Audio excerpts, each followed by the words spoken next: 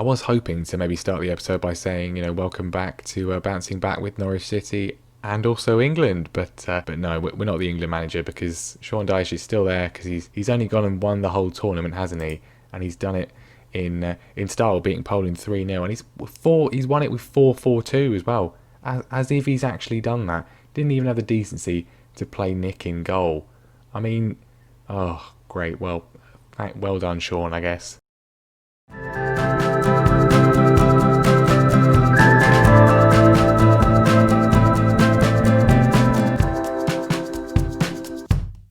Hello everyone and welcome back to more Norwich City, bouncing back with Norwich City only, not with England or Wales or Scotland, Northern Ireland or the Republic of Ireland, but maybe at some point in the future. It's the start of Season 5 and if nothing else, at least we don't have to play Sir Sean Dyche's Burnley. It could have been us. It is perhaps a tad concerning that after 4 years of only signing British and Irish players, we actually only have one player each in the England, Wales, Northern Ireland and Republic of Ireland squads, which, I mean, it's not even close to half the starting 11. That's slightly concerning maybe. Though I think actually my favourite aspect of it is that Chris Mepham played in every single one of Wales's matches at the Euros until the most important one against England, where for some reason Ryan Giggs decided to drop him and they lost 3-0, so at least that sort of vindicates him at the very least. But anyway, enough of my ranting. It's time for the transfers before we play our first two matches of the season. You'll see in a second, but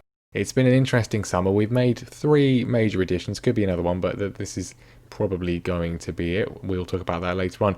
But it's been difficult because we've reached, well, you saw it when we talked about the international call-ups, we've kind of reached a point where all the players that would improve our team are kind of unattainable for us. We are of course in the Champions League this season, which has been a good boost, but really in terms of the money that we have for transfer fees and also the wages we can offer, not many players are interested, and those that are, well, the clubs understandably want more than we can spend, and even if we manage to get a bid accepted that wouldn't be completely ridiculous, the players are going to want more money than we can afford. So it's a bit of an issue, but we have made some improvements, some release players as well, as you would expect. Marco Stiepermann has gone, was very important for us in the Championship in the first year in the Premier League, but reached the end of his usefulness. He's off to Austria Vienna. And then Sam Byram, who I just sort of kept around because he was a useful 5th choice fullback and barely ever played him. He's been released and he's not got a club yet. Josh Martin has also gone out on loan again to Wolfsberger AC in the Austrian Premier Division. So good luck to him. He was on loan at Blackburn last season. It's fair to say he was pretty not great. He got 7 assists. Blackburn have actually been promoted, so he did do okay, but no one else really wanted him. But we got quite a lot of money coming in from Wolfsburg, so I'm happy with that. A few other youngsters going, but the other sort of major departures, Jack Watmouth has gone to Reading. He has become the first player who I think I have lost money on. We signed him for 1.4 million. I think he was our first permanent signing from Portsmouth, and he did a job when needed. Never really played particularly often. He was a good, solid backup centre-back. He spent last year on loan at Bristol City. We cancelled that because he wanted to, because he wasn't playing at all, really. So I kind of figured we'd make a loss on him. But £775,000 from Reading is not a massive loss. And then 2 big sales in terms of fees anyway. One of them is a big player. This one is not. I'm not going to attempt his first name. Placheta, I guess, is his surname. He barely ever played for us at all. He played a couple of games in the Championship. He was actually decent. He scored a pretty good goal, I seem to remember, in the League Cup, I think. But we just kind of never really had much of a space for him. He spent the last 3 years out on loan with varying levels of success, and I think largely in part because he was a pretty decent part of the Euro 2024 squad for Poland, who, as you saw earlier on, lost in the final to England.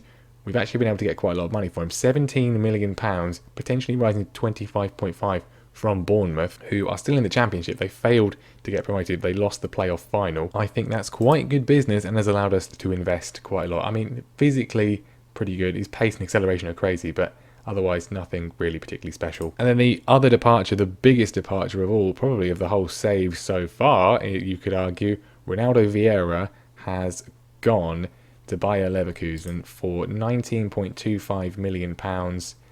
We could have maybe got a bit more. It's a pretty good deal though. Nearly 20 million, healthy profit on a man who has been a very reliable player, consistent starter in his first 2 seasons. Last year became more of a backup. We've upgraded yet further, so someone had to go. He was probably the weakest option in our midfield. I mean, he's a very well-rounded player. We'll see how he gets on in the Bundesliga. And this one hasn't gone through yet, but we'll make a note of it now. It may not go through at all. He's not particularly keen on it. But Adam Armstrong, basically, I want to bring one more player in. Someone else needs to go. So Adam, who's been a reliable backup option for us for the last few years, has done well when called upon, quite a few goals. He's going to be heading off potentially to Rayo Vallecano on loan for the season with a mandatory buy option of about £15 million. I really don't know why no one else seems interested in him, because he's good. He's actually played and done okay, so I would have thought more teams would want to sign him, but we'll see if he takes this move up. So what about the Ians? Well, we've been hoovering up as many regens as we can over the last few years. You can't really get them from other Premier League teams, certainly not the ones that come from the traditional top six, because they're ridiculously expensive and will never want to join you anyway. But we have got a good market in basically anyone from the Championship or below, and anyone from the SPL who comes through and is good. We just sort of snap them up whenever we can. Most promising pickup this summer is Murray McCunny, who, well, he looks really good. There are some flaws, obviously the pace. His pace was 10, it's already gone up to 11.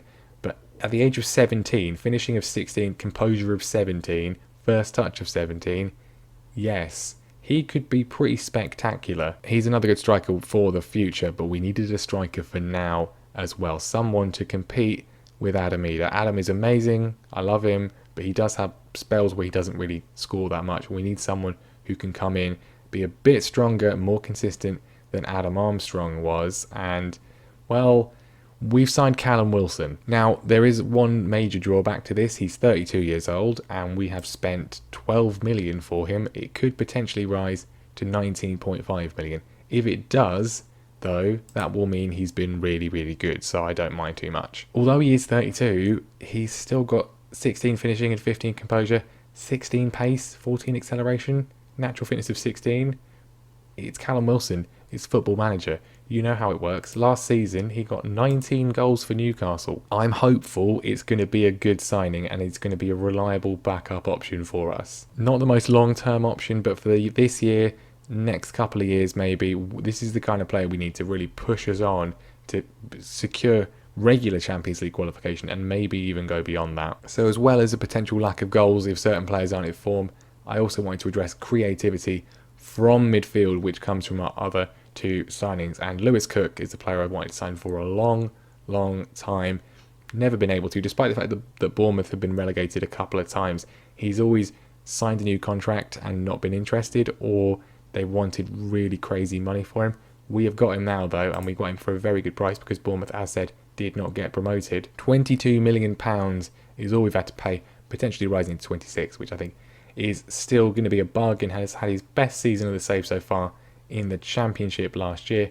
Hasn't done amazingly in the Premier League for Bournemouth in the save, but I think for us, with better players around him, he should be really good. 27 years old, 16 passing, 17 vision. He's not as defensive as Harry Winks, and it's going to be Harry Winks he's most likely going to be playing ahead of, but the sort of creative aspects of his game are better than Winks. So going forwards, we're going to need to do a lot of rotation. We've got the Champions League and everything like that. I said earlier on, we don't have the budget to get, the kind of England internationals in, and that's true, but the budget is still increasing. So we are now able to have two quality players in certain positions. I've prioritised certain areas where we can afford to do that, and deep line playmaker definitely is one of those, as really is the more attacking side of midfield, with our other signing, our biggest signing, and probably our most notable signing of the entire save. It's World Cup goal scorer Dele Alli, who we have signed from Tottenham for £33 million. It could rise to 45. Again, depends on whether he's actually good. He's not been good in the save so far particularly, so we'll see. But I think a man who had such an amazing start to his career, he missed 18 goals in the 2016-17 season for Spurs. That's fantastic. Kind of just sort of fell out of favour after the Russia World Cup. Just sort of didn't really do all that much. His career, as of course in real life, not really continued how it started. He's not in favour at Spurs at the moment, potentially going to move on from them in real life. Has stayed for longer than that in the game, but we have now picked him up. And my reasoning for this is simple. I mean, he's got some potential weaknesses. Pace of 11, acceleration of 11 isn't crazy, but everything else, the flair, the off the ball, composure, really good. He can pick a pass. He's the kind of player that can sort of unlock a defence. And what I'm hoping is that in the way that James Maddison was intended to do last season but never really did, Dele Alli is going to be playing in that role, which he can do pretty well in both systems that we're going to be using this season. Hopefully he can be the man to unlock the defences of those tricky teams. It's a big investment. He's 28 years old, but I do think there's something about him. He's just got that sort of that star quality that we don't have in too many of our other players. So yeah, I'm happy with this one. And that is probably going to be that, although maybe not, depending on whether Armstrong goes, and well, maybe still anyway. We have agreed a deal for Aaron Hickey from Bologna, one of my favourite FM players, because he is capable of playing at both left and right back, and he is either footed, so can actually do it without any issues at all. Did consider selling Greg Taylor to get him in, but Greg Taylor is actually really good, at least from an attributes perspective, so I didn't want to do that. I think he's for me, he's the perfect fullback to have on the bench because he can just do both sides. But we'll see if we do. If we get him in, we will be paying 5.5 million. His wages are a little bit higher than I'd like. So plenty of drama over the summer. The biggest drama actually was that the team meeting, the pre-season team meeting, didn't work. It just wouldn't let me do it. I kept going in and it was like, there's no suitable reason to hold a team meeting. And then every time I came on this screen, the player liaison guy was like, I think we should do a team meeting to welcome everyone back. And I was like, I'm trying to, but you won't let me. Nothing happens. But that seems to have gone now. My concern was that we wouldn't be able to do a team meeting all season, which would be a disaster given how often we like to go on a run without winning, but we'll see. Hopefully it's not an issue. I have reported it on the forums. But anyway, we are going to be playing, as I said, 2 games today. Only one of them in detail. Southampton, one of our main sort of rivals of the save, really. We've had a pretty even record against them. They have the better hand on this, though. 3 wins to our 2 and 1 draw at St Mary's. This is a good test for us early on. And then it's the Super Cup, the Super Cup final against Chelsea. Chelsea have gone and won the Champions League. Frank Lampard is still in charge, which he may not be by the time this video goes up, but he's doing a lot better in this fictional world than I did in charge of Chelsea, and indeed he is doing in charge of Chelsea in real life. So I don't want to play it in full just because our record against Chelsea is questionable to say the least, but you know, if we're about to win it, I'll show you that right at the end. So then, the team for this first game of the season is going to be more or less like this. Now, as said, and as we discussed at the end of the last season, we are going to be using the 2 systems. We're going to stick with this one, which of course did win the Europa League final so convincingly last time out against AC Milan. Make sure you go and watch that if you haven't done it already. And while I think about it as well, make sure you subscribe as well, because it's the start of a brand new season. It's a time to be excited. So I think we're going to be using this system in the away games, the games against stronger opposition, but we will be switching it up to the 4-2-3-1 for games, particularly home games and games against teams we should be beating, so we don't have any repeats of some of the results from last season, like the 3-2 against Crystal Palace, things like that. We can of course change things up in the middle of the game. It's very, very simple because all the players we have for this position, Dele Alli, some of the youngsters coming through as well, like Taylor Oakes, Louis Sibley as well, we can, they're very comfortable playing both here and also further forward as well, so it's not really difficult to switch up. But this is the lineup I'm going to go with for the first game, and I think it's probably our strongest lineup more or less overall. We've got Nick Pope, of course, going to be in goal. The defence has not changed. Lewis, Mepham, Tarkowski and Aarons. As much as I like to malign these 5 last season at times, because they did make the occasional mistake, they didn't really make many, and overall we were pretty good defensively. Midfield has had the biggest change. Lewis Cook comes in at the base of midfield. Calvin Phillips, who we bought as a backup last season but became a first choice, is there as well, along with Dele Alli, which means, as we discussed last season, James Maddison has been moved out to the left-hand side, which is where I think, and certainly in pre-season, he has excelled. He did do really well on the left-hand side last season for the full half an hour that he was playing there until he had his ankle snapped in 2 against Real Betis, but he's back, he's fit and ready to go. I say that, his stamina is now 10. Hopefully that recovers, because we need it to. So while Maddison's going to be starting for us on the left, I haven't got rid of Lookman or Cantwell. Cantwell basically because we need him for registration purposes, and I'm not really sure which of the 2 is better. So we're keeping both of them for now. It will, of course, therefore mean Adam Armstrong loses out. But there we go. Buendia is going to be on the right-hand side, and Adam Eder is going to be getting the nod up front for now. But obviously, Callum Wilson is waiting, ready to strike. So let's hope for a good start of the season. We've got a pretty good record in terms of winning on the opening day. Not against Southampton, though. So this is good news. Really excited to get this one underway, probably with some soul-crushing defeat. But we have got a highlight right from kickoff, which is always such a good sign. Max Aarons beats his man, runs down the right-hand side. We've looked very good in pre-season, so I'm optimistic. Maddison on the left-hand side. Beautiful ball to Dele Alli. Goes for the shot. It's nearly a debut goal, but it wasn't a goal. And now there's another highlight. Literally 1 minute later, we won the ball back. Ali involved again. A little bit unlucky with the pass there, but finds Lewis Cook. And then Calvin Phillips looks to progress the ball forward. Buendia slips in Ali. Is that a debut goal? Yes, it is. He can't do it in the first minute, but he can do it in the second. This is what we like to see. Lovely moves, sensible football, working it nicely up the pitch. Perfect through ball from Buendia, the hero of the Europa League final. And Dele Alli is there to open his account. James Maddison on the corner, swings it in. It's bouncing around and it's bounced down to Calvin Phillips with a fantastic finish. It's 2-0 inside 10 minutes. Didn't see enough from Maddison last season, especially in terms of set pieces.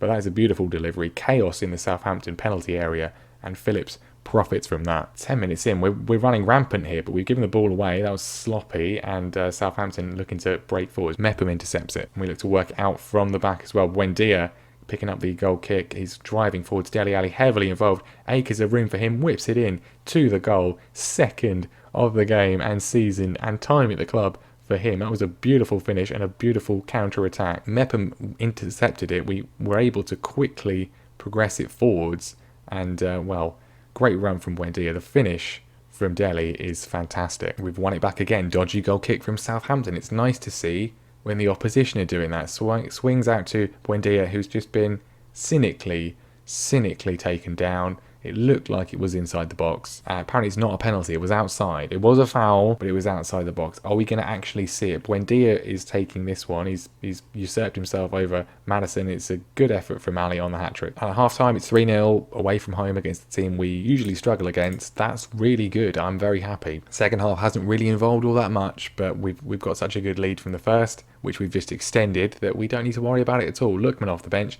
He's certainly pressing his claim to be that other option on the left-hand side. Good ball in, which Emi Buendia comfortably converts. Really good work. Into injury time, could extend the lead yet further. It's been cleared away the corner, and Lookman picks up the loose ball and just immediately gives it away. And Southampton looking to counter. I don't think we can concede 4 goals in 3 minutes. We haven't conceded one there.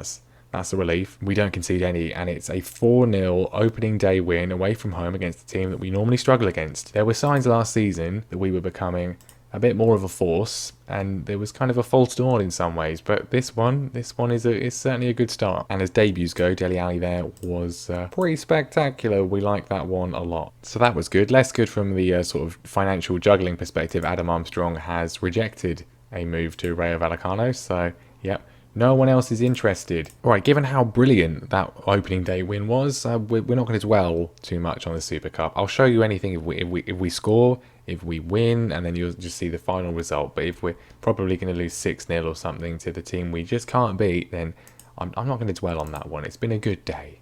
Not been a very interesting game, but I mean, we lasted till half-time, but not long afterwards, this has happened. Christian Pulisic, Chelsea lead. How inevitable. They scored another one as well. It went about as well as can be expected, really. Oh well, we still get 3 million for it. That's not bad at all. Finances are really quite good, despite the spending and despite the fact that we have got a new stadium on the way. Would have been nice to win, but I mean, it's Chelsea. We were never likely to, were we? Anyway, we will be back next time, and we will be playing some Champions League action. We are, of course, going to be in the Champions League this season because we won the Europa League. We also get given I think a space in the top seed pot, so that's going to be great. We're going to be drawn against 3 really difficult teams. Maybe not, but that'll be next time. Not necessarily the first group stage match, but just sort of the first interesting one, I suppose, along with whatever league game goes with that. We'll see. Probably, I mean, potentially we might go all the way through to October. depending on when our games are scheduled.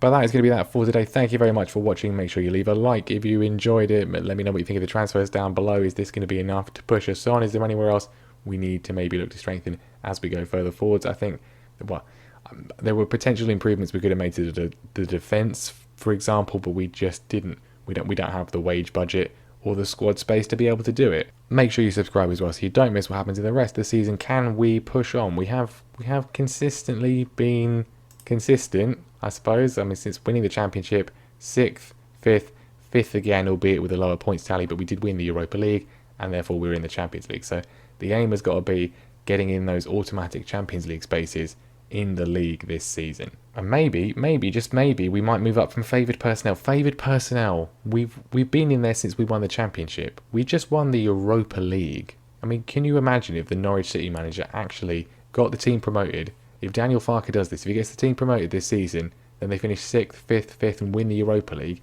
they'll be building a statue outside Carrow Road. We're only in favoured personnel. I mean, I find that borderline offensive. But anyway, thanks very much for watching and I'll see you next time.